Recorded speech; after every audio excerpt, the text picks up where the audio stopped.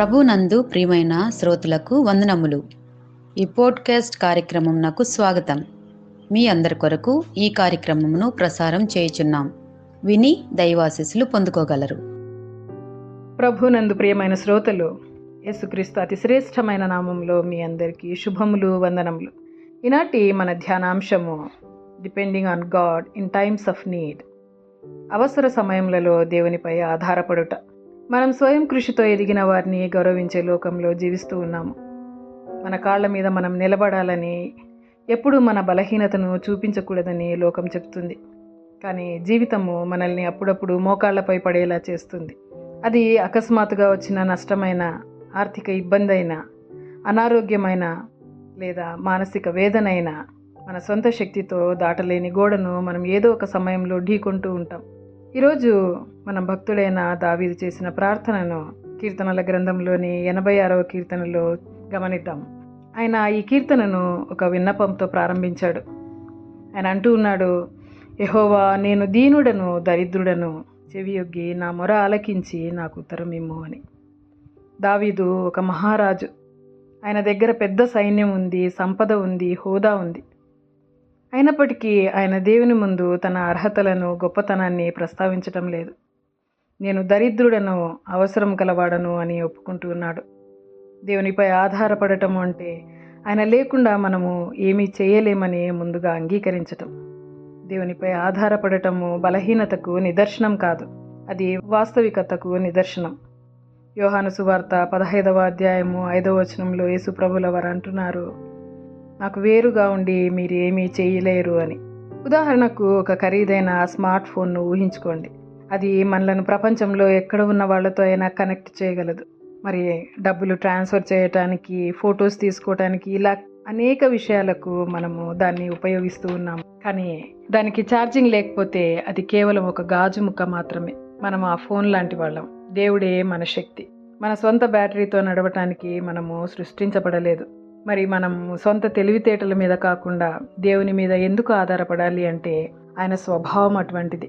ఈ కీర్తనలో దావీదు కొనసాగిస్తూ 5వ వచనంలో అంటూ ఉన్నాడు, ప్రభువా, నీవు దయాళుడవు, క్షమించుటకు సిద్ధమైన మనసు గలవాడవు, కృపాతిశయము గలవాడవు అని కొనియాడుతూ ఉన్నాడు. సామెతల గ్రంథము 3వ అధ్యాయము 5-6 వచనాలు మనకు ఇలా బోధిస్తూ ఉంది. నీ స్వబుద్ధిని ఆధారం చేసుకొనక నీ పూర్ణ హృదయంతో యెహోవా యందు నమ్మిక ఉంచుము అని. మన జ్ఞానము పరిమితమైనది, దేవుని దృష్టి శాశ్వతమైనది. ఒక చిన్న బిడ్డ తన తండ్రి చేయి పట్టుకొని చీకటి వీధిలో నడుస్తున్నప్పుడు ఆ బిడ్డకు ఎలా వెళ్ళాలో దారి తెలియనక్కర్లేదు. అతనికి తెలియాల్సింది ఒక్కటే, తను ఎవరు చేయి పట్టుకున్నాడు అనేది. దేవునిపై ఆధారపడటం అంటే మన సమస్యల వైపు చూడటం ఆపి మన చేయి పట్టుకున్న ఆ దేవుని వైపు చూడాలి. మరి మనం దేవునిపై ఆధారపడినప్పుడు సమస్య వెంటనే మాయం కాకపోవచ్చు, కానీ మన అంతరంగ స్థితి మారుతుంది. మన ఆందోళన నుండి శాంతిని, సమాధానాన్ని పొందుతాం.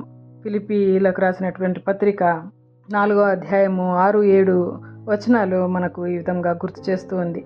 మనం ప్రార్థన ద్వారా దేవునికి మన విన్నపాలను తెలియజేసినప్పుడు సమస్త జ్ఞానమునకు మించిన దేవుని సమాధానము మన హృదయములకు కావలి ఉంటుంది అని. తుఫాను వచ్చినప్పుడు పక్షులన్నీ చెట్లలో దాక్కుంటాయి, కానీ పక్షిరాజు అయినటువంటి గద్ద తన రెక్కలను చాచి ఆ తుఫాను గాలిని వాడుకుని మేఘాలపైకి వెళ్తుంది. మనం దేవునిపై ఆధారపడినప్పుడు మన కష్టాలనే రెక్కలుగా మార్చుకొని దేవునికి దగ్గరవుతాము. లోకం ఇవ్వలేని శాంతిని పొందుతాము. ఈ 86వ కీర్తనలో దావీదు చేసినటువంటి ప్రార్థన మనకు 3 సరళమైన సత్యాలను నేర్పుతూ ఉంది. మన అవసరాన్ని మొదటగా అంగీకరించటం, దేవుని స్వభావం పైన మనము నమ్మిక ఉంచటం, దేవునిపై ఆధారపడటం. ఈ ప్రార్థన మన అందరికీ ఒక ఆహ్వానం. మన అవసర సమయాల్లో ఒంటరిగా కృంగిపోకుండా వినయంతో, విశ్వాసంతో ఆయనపై ఆధారపడు వారంగా ఉండాలి. ప్రార్థన చేసుకుందాం.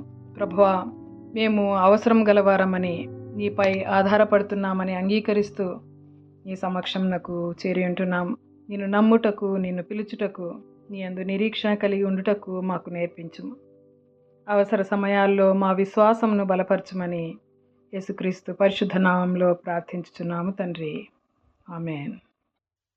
ఈ కార్యక్రమమును గూర్చి మీ సలహాలు మరియు మీ ప్రార్థనా అవసరతల కొరకు మమ్మను సంప్రదించవలసిన మా ఫోన్ నంబర్ 94 805-850-39 మరియు ఈమెయిల్ ఐడి info@fibaonline.org. మా ఫోన్ నంబర్ మరొకసారి 94-805-850-39. Email ID info@fibaonline.org.